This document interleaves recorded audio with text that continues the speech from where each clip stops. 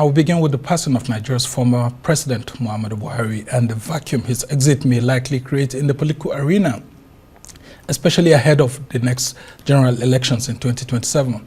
Now the big question on the lips of many is who inherits Buhari's proverbial 12 million votes.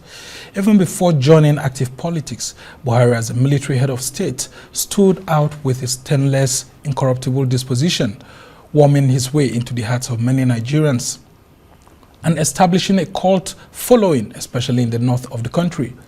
Buhari clearly demonstrated this political prowess in the 2015 and 2019 presidential election with over 12 million votes to secure his first and second term in office. Now, with the exit of Buhari, is there anyone politically strong enough to take his place or inherit his proverbial 12 million votes? Well, to help us take a look at this issue and more, we have joining us in the studio a former National Director of Publicity of the defunct All Nigeria Progressives Party, ANPP, Dr. Ibrahim Madibbo, who personally knew and worked with Buhari and the defunct party. Thank you so much for joining us. Thank you very much, my editor. Yes, and say condolences to you. I mean, because you knew him on a personal note and you were part of those who helped to mobilize General Buhari then into the ANPP to contest the 2003 presidential election. Talk to us more about that and your days in the ANPP. Thank you very much, the editor. First and foremost, my heart goes out to the immediate family, friends, associates, and the entire Nigeria for the great loss of a compatriot, a nationalist, and a man of character and distinction, and one Nigerian that has been able to leave a landmark on the sands of time within the polity of this country. President Muhammadu Buhari, to a lot of people, he meant so many things to so many people. Some people see him as an anti-corruption crusader, a man that's brought joy and what I call inspiration, joy and inspiration to the masses and downtrodden. And also from the other perspective, some people see him as a terror and trepidador to the looters. President Muhammadu Buhari could be remembered for his legendary kindness, his wise counsel, his strength of character, his deep sense of humility, and overwhelming influence of objectivity of one that feels about the Nigerian project. Mr. Editor, Buhari, when he came to join the Nigerian politics, I was the National Director of Publicity of the All People's Party and later transmuted into the All Nigeria People's Party. I was there from 2001 to 2008. So virtually almost all the campaigns he did in his first and second legs were with me. President Muhammadu Buhari was a man of character and distinction. As I've stated, let me reiterate again for the nth time that here we had a politician of distinction and one that has been able to fine-tune the process of politicking within the Nigerian concept. He was a man that had cult followership, especially in northern Nigeria and by extension the whole of the country. Yeah, we have gone to several campaigns from day one. When he came in, there are some fundamental lessons I learned about this distinguished Nigerian. I've known him at a very far distance, you know, when he was the military head of state, he was the governor. But coming to closely, you know, within the political scene, I've known him to be a man of timeliness. Whenever there's any meeting, Mr. Editor, if it says 10 o'clock for next meetings or anything, before 10, maybe 10 minutes to 15 minutes, he will be seated. And some of the governors then were coming to meet him seated and they'll start greeting him. It shows you timeliness. Maybe it's because of his military discipline. Yeah. Because most military people are disciplined about time. Yeah. Now, secondly, he was never a loudmouth. He was a very, very attentive and retentive listener. He listens. He does not He was not loud, nor was he loquacious or vociferous over non-issues. And he has always been in sync and in tune with resolutions passed during meetings. Once the majority have been able to set a standard or a bearing, he follows. Yeah, I mean, these issues have been there. A lot of people have described them in this light. But talk to me about how he got to choose the late Madibbo as his, vice presidential candidate in the 2003 election. And then, of course, you also had the issues that happened in 2007. And, of course, the likes of the late Minister of Science and Technology, Ogbonnaya Onu, and then, of course, the people, the likes of former Governor Ali Modu Sheriff and all of that. How did you people run the APP and, of course, AMPP within that period? And what was the cardinal reason why you people decided to actually recruit Buhari then? You see, right from day one when he came into the party, Nigerians knew who Buhari was. And by virtue of his character traits, he has been able to endear himself to a lot of Nigerians, which has been translated into cult followership.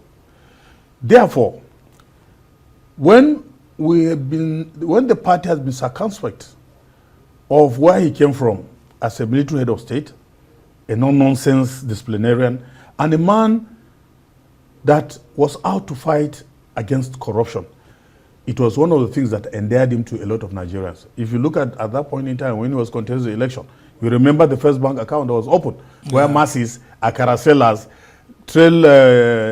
truck loaders, and they have been sending him money because he had no money. Whoever tells you that Buhari believes in politics of money, he's not telling you the truth.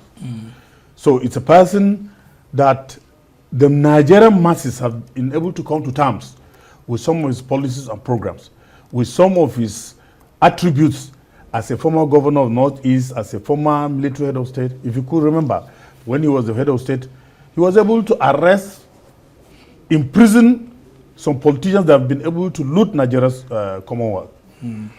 Some people were jailed 900 years. He confiscated their booties, confiscated, their assets and what have you. And at the end of the day, what happened? After he has been torpedoed by the Babangida administration, Babangida came in and decided just to, give back almost all the assets and also the monies that were confiscated from these politicians, and also release them from prison. So this thing has been able to endear him to Nigeria, and Nigerians believed that the problem of Nigeria has started with issues of corruption, and therefore it was central to the issues of contention. They knew Buhari, and Buhari came with virtually three, pronged approach to tackling the issues of Nigeria. First and foremost, looking at anti-corruption posture. Secondly, to provide the social wherewithal. And thirdly, to look at the issue of insecurity. These are fundamental, or these were, and still are, fundamental issues that has been able to look at Nigeria in the face and has not been able to be tackled up to this point in time. Therefore, when he came in, people knew him with these character traits, and they felt that, look, a Messiah has come to salvage Nigeria. The expectations were just too much. Yes, the expectations were high. And when you look at the issue of choosing Madibbo was one Nigerian that was friendly to a fault. A man that has been endowed with virtues of humor, and also a serious-minded politician. If you look at that point in time, he was in the Senate or thereabout. He became a leader and all that. And people knew him to be somebody that could work with Buhari. And Buhari, whenever he chooses his, people that go along with him, his running mate, he has always been very careful in choosing the people. And also bearing in mind that these people he's choosing have, the social and philosophical attachment to their own people.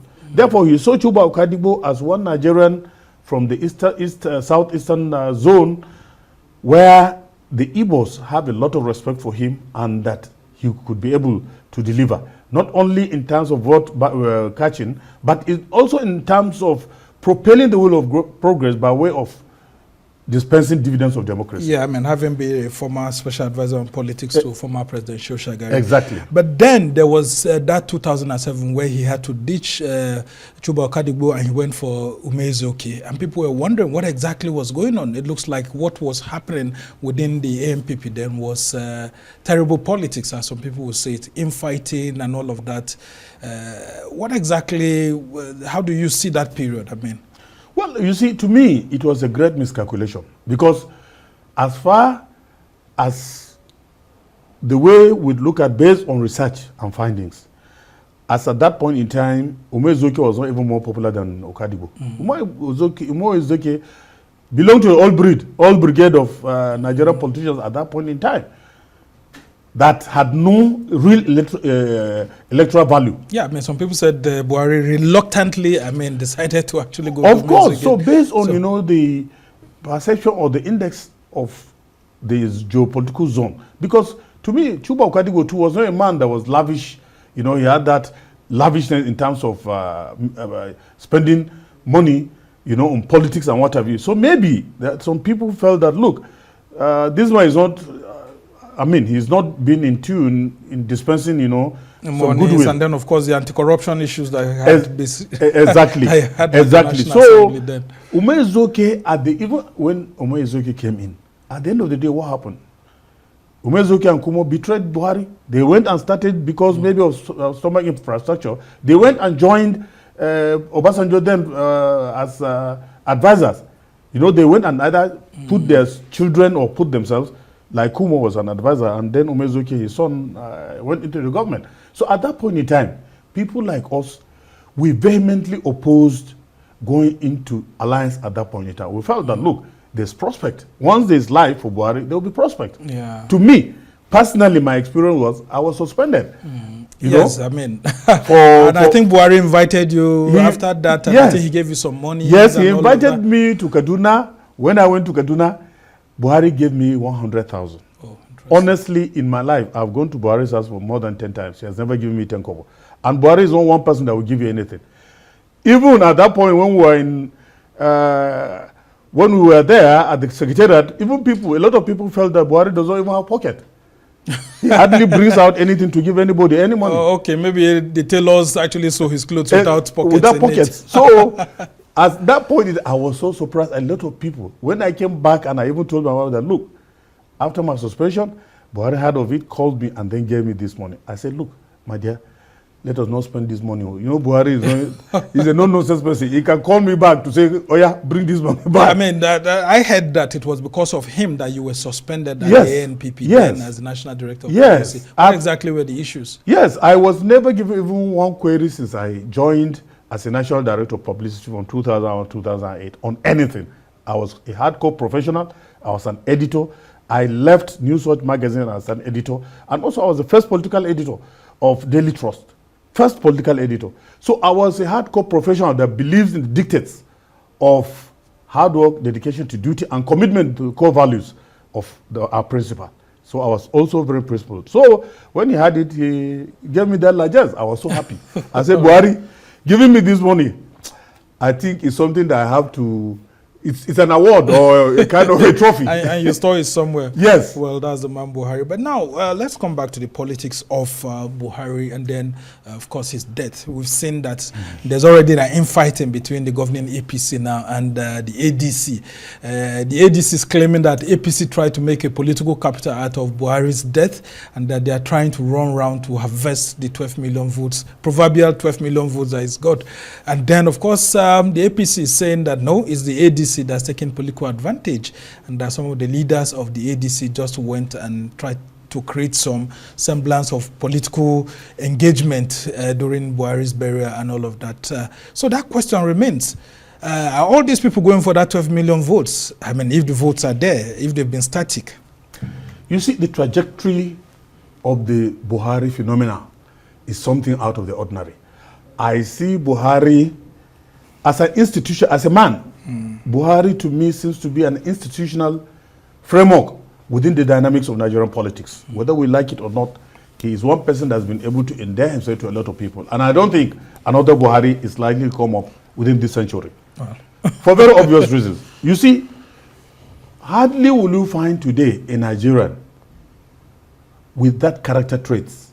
Maybe Peter Obi, I have seen, him, having that semblance of, being honest with integrity and a man that is focused. But as at this point in time, it is very difficult to have a politician that will fill in the vacuum created by Buhari. His shoes is just too large for anyone, single person.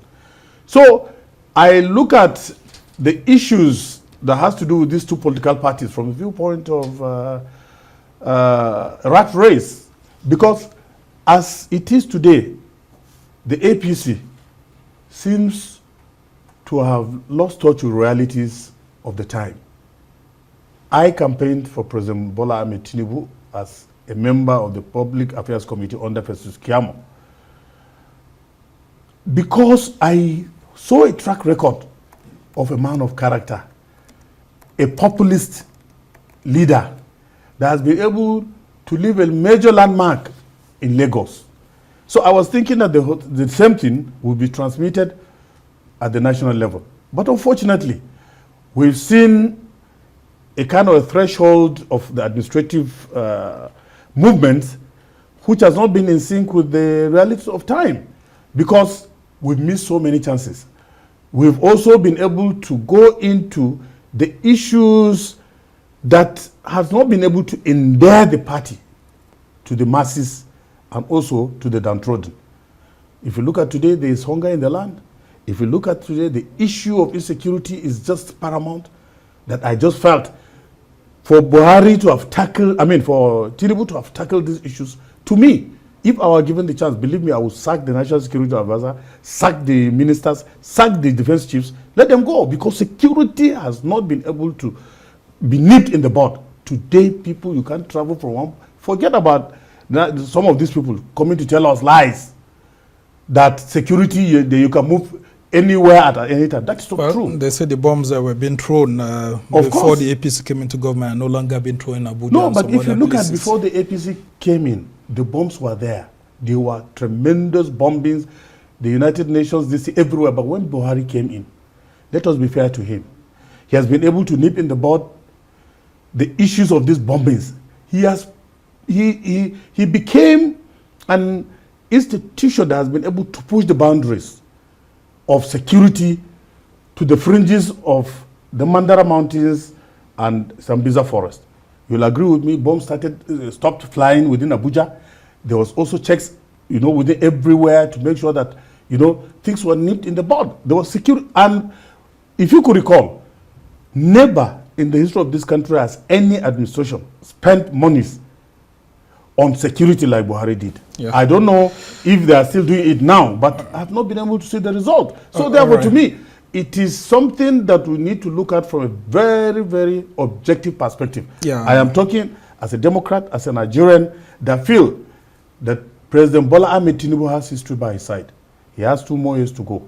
He should be able to think of the next election by way of implementing policies and programs that will be in sync and in tune with the philosophical thinking of the ordinary Nigerian.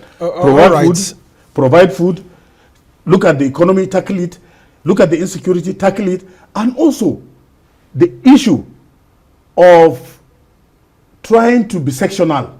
Because if you look at the appointment, about 89 or 90 appointments of recent, all tilting or pandering to the whims and caprices of one geopolitical zone. Well, you would have seen that he tried to correct that, on Friday with some recent appointments. But let's go back to that same question that I asked you. Who will inherit Buhari's proverbial 12 million votes, especially in the north?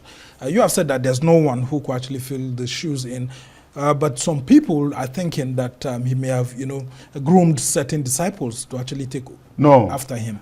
I have not been able to see based on research, because my area of study, which is development communication, where I've got my PhD, is something that I look far ahead, and also looking at the trajectory and also the issues that has been able to, come from the days, from the dawn of history, especially this Third Republic, the cascades up to the present.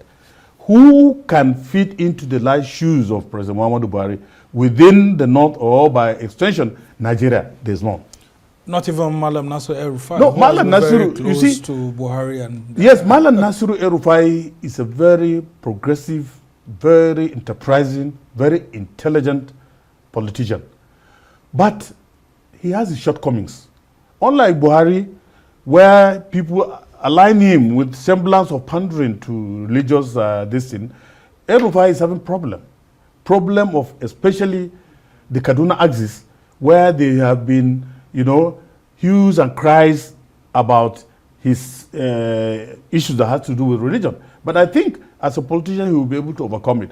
However, Malam El-Rufai is a phenomenon. Is somebody that you cannot easily be dispensed with. Therefore, if wherever he is, don't underestimate the power and influence of Malam Nasir El-Rufai. But it's not up to that of Buhari. No. All right, so let's go to Kwankwan. So, I mean, some people have said that, I mean, he remains an enigma too within the northern political circles. Exactly. You see, I have a lot of respect for Kwankwan. So I've never met him in my life. Unlike El-Rufai, that I've met one-on-one, and also I've seen him, we've discussed on politics. I've never met Kwankwaso. But I look at Kwankwaso from a very far perspective. Bearing in mind that this is a politician that was a former governor of Kano. He has been able to endear himself to the masses of Kano. Honestly and sincerely, if Kano were to be Nigeria, there would have been nobody that would have been able to beat Kwankwaso. He was just like Buhari in Kano. My editor, when we went for campaigns, Buhari in Kano, believe me, whenever Buhari steps into Kano, you will think as if there's an earthquake because of tumultuous nature of people coming out. Yeah, several people coming out. In millions. Because from the airport, when we were driving to the stadium, we spent over 5 hours because of people just trying to see if they could touch Buhari. Yeah, and people say that Kwankwaso usually moves those kind of crowds. No, I doubt very much. I doubt. There's just no... Anyway, he might move that crowd in Kano. But outside Kano, which influence does Kwankwaso have? Most of these senior politicians, it's just like Turaki Atiku in Adama. Yeah, I mean, I'm coming to that. Yes, Atiku is also another senior politician. He's also a phenomenon. When it comes to Nigerian politics, Atiku has been able to, unfortunately, he has not been able to win. He has been contesting severally and has not been able to win. But people close to him tend to look at the Buhari structure, especially trying to calibrate, their political movements. Buhari contested severally. Then later he won. So maybe the Atiku people are also thinking that with consistency in terms of aggregating opinion, endearing himself to the people, he might win. Atiku is one politician that honestly and sincerely, if given the chance, I believe he should be able to look at Nigeria from a wider perspective, though he cannot gather the kind of crowd that Buhari had, but I think he has a large followership because, to me, he's a grassroots mobilizer. He's a charitable politician with a heart of gold. And also one person that will be able to turn around the fortunes of this country if given the opportunity. Because for now, he has been able to know Nigeria very well. He has mixed with people. He has been able to endear himself to a lot of people with character and distinction who knows the economy. All right. Because the economy, you cannot just pin down economy within one geopolitical zone. Yeah. You are saying that, look, as at this moment, the president is trying to bring balance. But how can you bring balance when the whole gamut of the economic prosperity of this country has been centered on one geopolitical zone? All right. So all those ones, they are just by the side, though. Okay, let's call more names. We also have Shekarau in Kano. Does it look like someone who could inherit Buhari's vote? I mean, he used to have that kind of towering stature like Buhari, and having come from Kano, you saw how people, trooped out to vote for him as governor while he was in AMPP and all of that. But I don't know, maybe of recent, his political credentials seem to be going down. But can he revive it and actually inherit such kind of Buhari's votes? Let me recall again, with great nostalgia, about Shekarau. When Shekarau first left his teaching job and done permanent secretary in Kano, the first day he landed at the National Secretariat of our great party then, I think APP or AMPP, he came to my office I had to put across all the directors. I called them and I said, look, God willing, this man will be the governor of Kano. And my prayers were answered. Shekara had also cult followership in Kano. But Kano is not Nigeria. It's just like Kwankoso. Kano is not Nigeria. You have to expand your political horizon, to conform with the current trend of events within the polity of this country. And Shekara, just like Buhari, is not somebody that gives out money. All right. And Nigerian so politics, counting against yes, and Nigerian politics as it is today, it has been monetized. Okay. There is serious monetization of Nigerian politics that if you don't have money, even a councillor now, you need not less than 500 million or maybe a billion to contest. Talk less of a governor, a minister, or a president. So the monetization has been able to completely. Yeah, but we had all of this, and Buhari still was able to make it through the political circle. Yes. Editor, do you know why? Buhari, they knew that this was a man that could be able to translate his dreams to reality by way of improving the economic well-being of the masses. They knew he was not there. Debatable. Yes, they win at that point in time. The masses of this country knew that he was not there. He was not going there to steal. He was not going there to amass personal wealth. That was why today, nobody, I challenge anybody to place on the doorstep of President Muhammadu Buhari corruption. To say that, look, you are a thief. This is what you've stolen. All right, very quickly, I won't let you go without asking you about Nuhu Ribadu is there, and then, of course, Aminu Tambuwal is there, and there's Bukola Saraki. Well, to me, these are all uprising politicians that precisely Dr. Bukola Saraki has shown character and Aminu Tambuwal. They've shown character and also they've shown the leadership profile and ability to look at Nigerian polity from a very patriotic and nationalistic viewpoint. As for Nuhu Ribadu, I was his National Director of Media and Strategy in 2011. Yes, when we went on campaign, ACN. Yeah. You see, I don't think under the current dispensation, because he has not been able to perform, especially under the security sector, it has collapsed completely. So if you are given a small sector and you can't handle it, how can you handle Nigeria?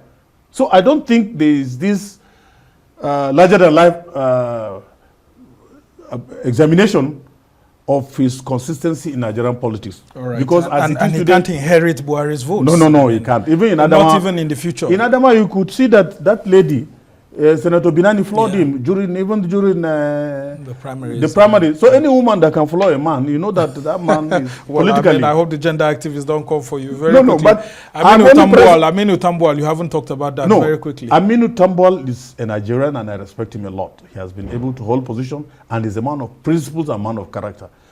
I strongly believe that if given the opportunity, he will be able to perform, because if you look at his track record in Sokoto, when he was the National Assembly, he has shown compassion. He has shown that this is a man of uncommon grace and also of compassion that could be able to lead Nigeria in a foreseeable future. All right. Most thank you so much, Dr. Ibrahim Madibbo is former National Director of Publicity in the defunct All Nigeria People's Party, AMPP. And of course, he's also someone who had been with the Nuhu Ribadu presidential campaign in 2011. We must thank you so much. As someone who had worked with Buhari closely, you've given us an insight. And then from your own conclusion, none of the big names in the North today can actually inherit Buhari's votes. So they'll have to fight for their own votes separately. That's what you're telling us now. Yes. By way of enclosure, let's see. You see, what is going for any northern politician at this point in time is not inheriting Buhari's 12 million votes. Yeah. But the convergence of politicians from all the zones in the north will be able to bring even 15 million votes. Right. Because I strongly believe that